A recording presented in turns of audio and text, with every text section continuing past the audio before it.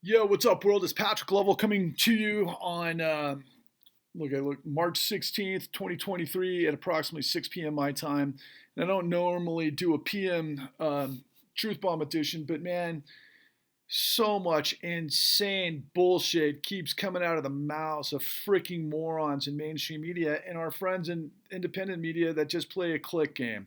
Look, man, I got to be straight up with you. A couple of years ago when we were nearing completion of the con, I was trying to make some headway, to try to bust into Joe Rogan. Joe Rogan, I've listened to for years, and I was like, the guy asks a lot of really great questions, man, and I like him as a dude, to be quite honest with you. And I never judged the guy because he was just seemingly, let's get high, let's drink a little bit, and let's go ask some serious questions.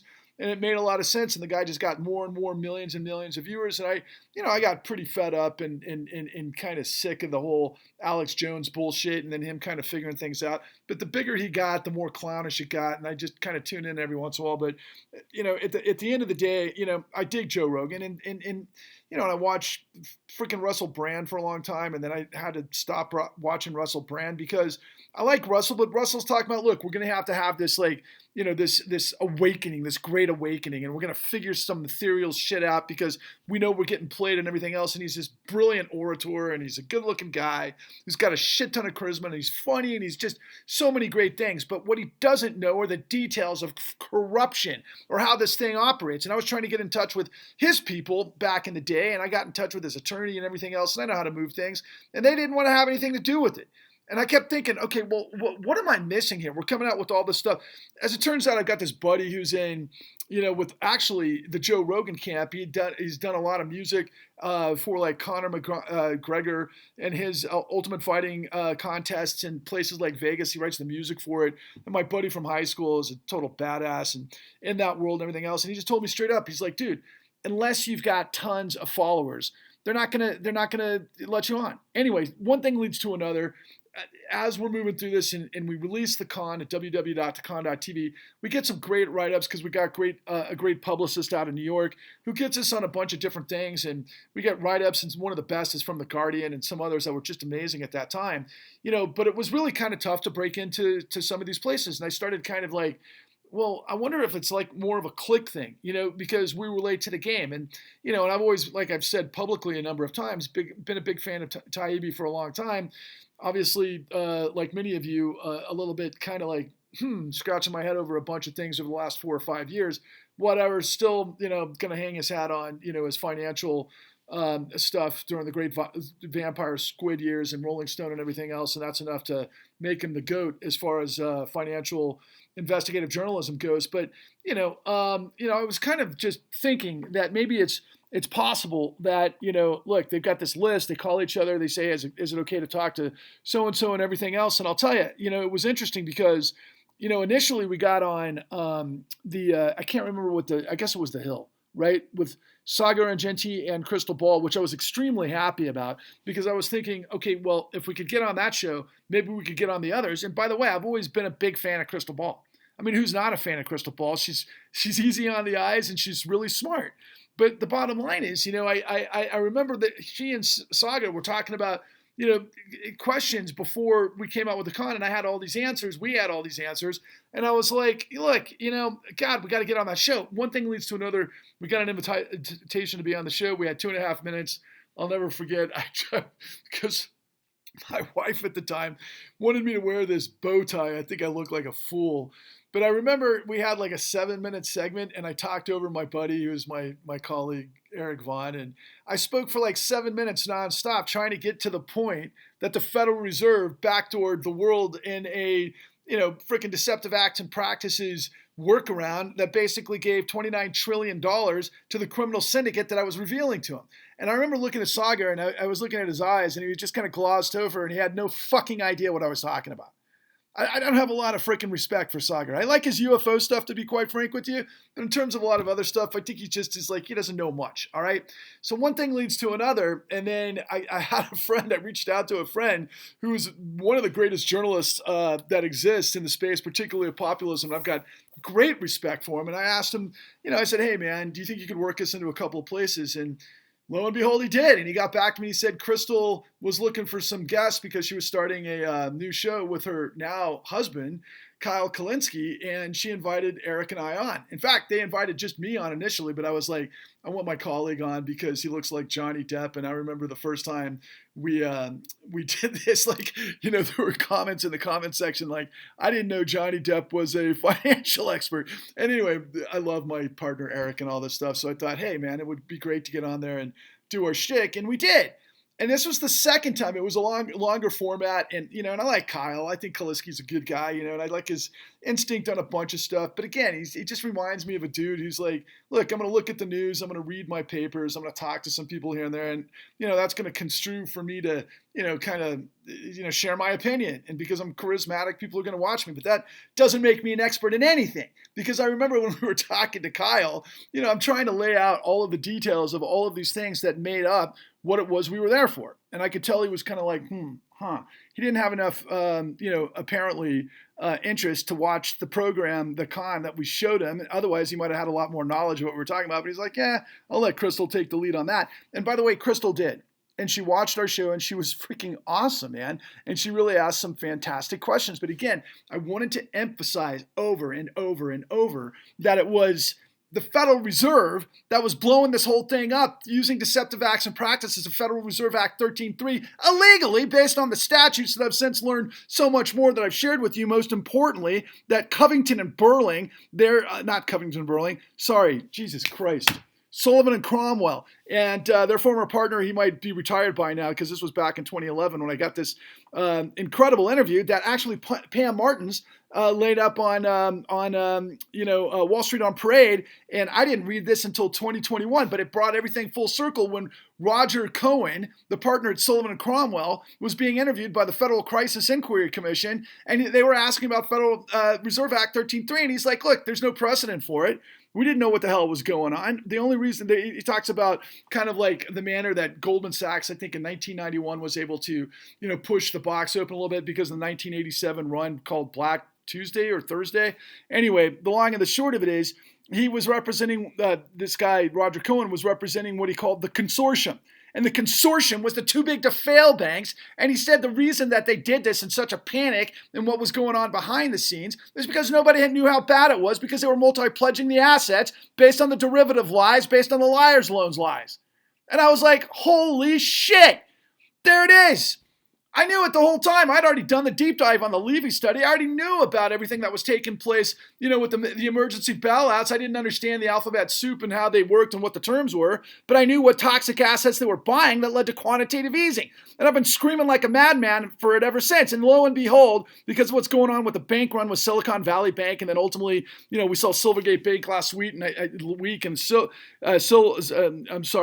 Signature Bank. Of course, I'm going to remind you that Signature Bank, on the board of directors of Signature Bank was Barney Frank, and he was actually trying to water down his signature legislation in 2018 alongside Donald Trump that Elizabeth Warren is like slam dunking on deregulation. Meanwhile, it was the Democrats under, and trust me, I'm leaning more towards the Democrats. I'm not like some sort of like fucking fucker Carlson. Sorry, let's call him that from now on. Fucker Carlson. He's trying to do this dance with like misinformation and half information about how things work, and it's like, Jesus Christ, man, they're all fucking liars. And one thing leads to another, and because of what's going on with the runs and everything else, and then the guaranteed bailouts, and then which they are bailouts, President Biden, by the way, and ultimately last night, Credit Suisse, right, which is a massive criminal bank, which is a systemically important financial institution. That's one of the what do they call it? The primary dealer brokers, right? They've been involved with all sorts of fraud over the course of the last 20,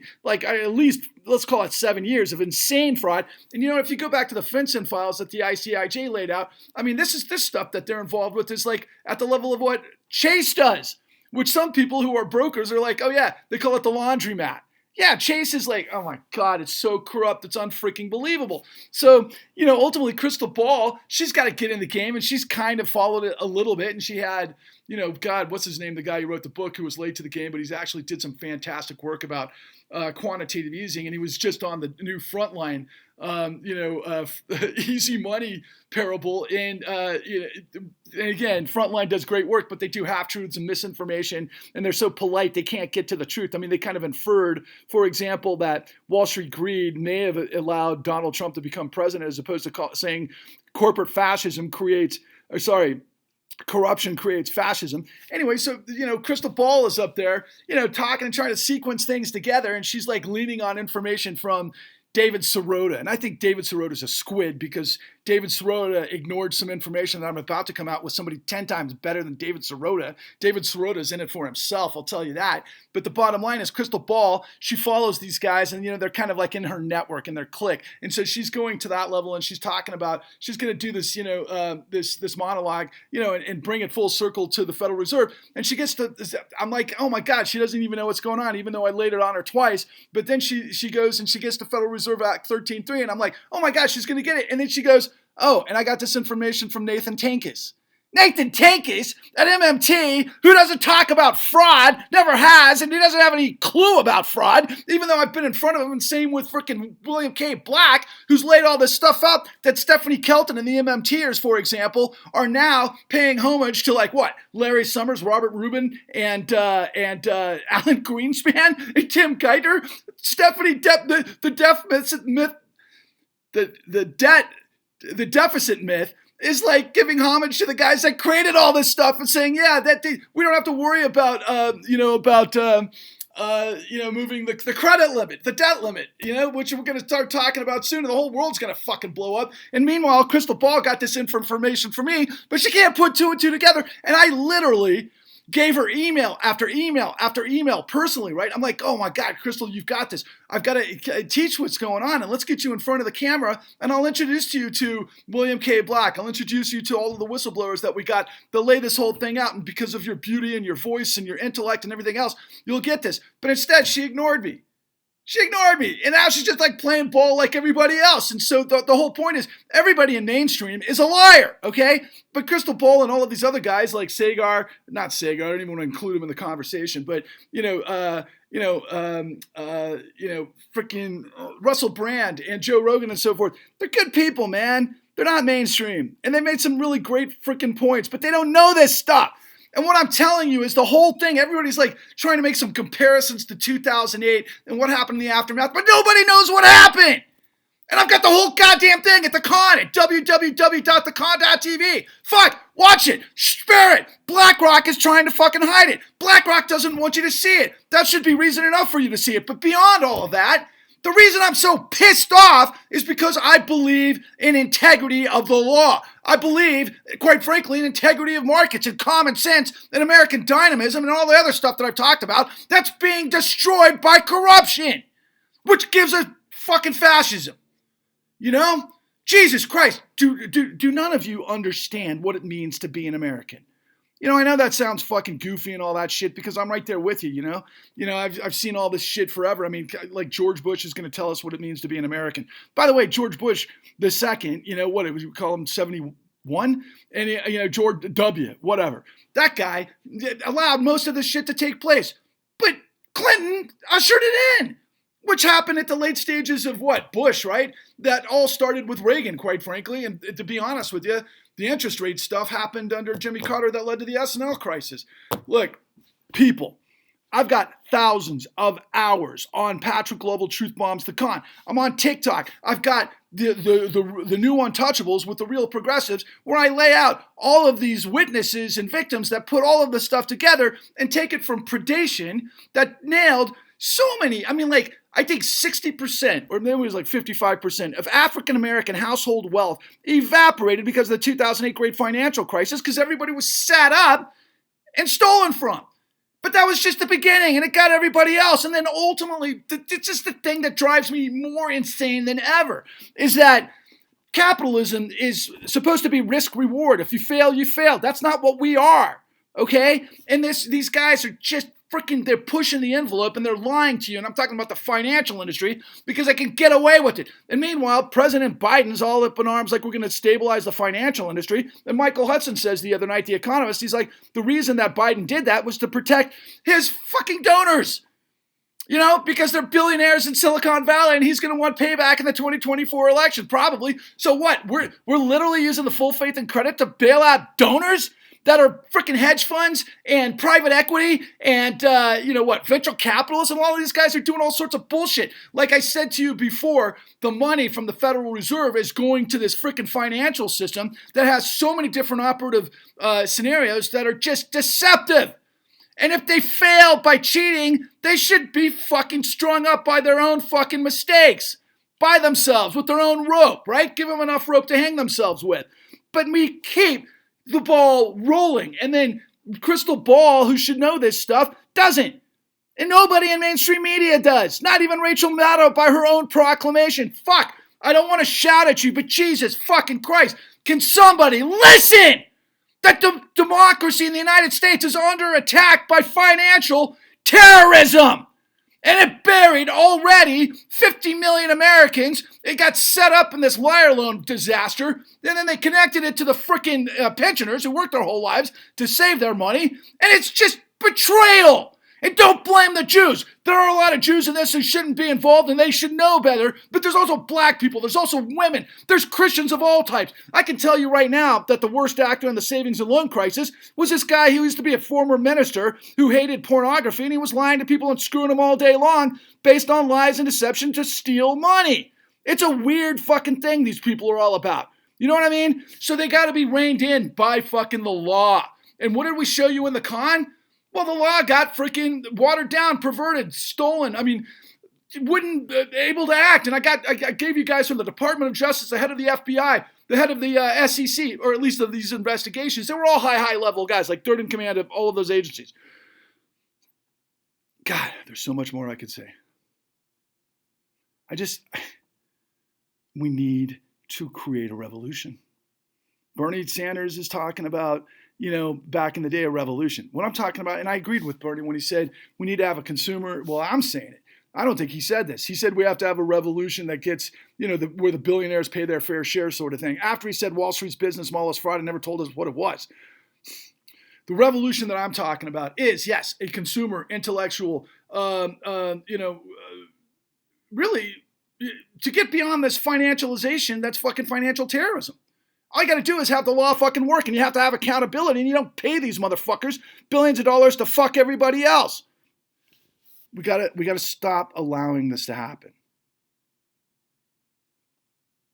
I'm creating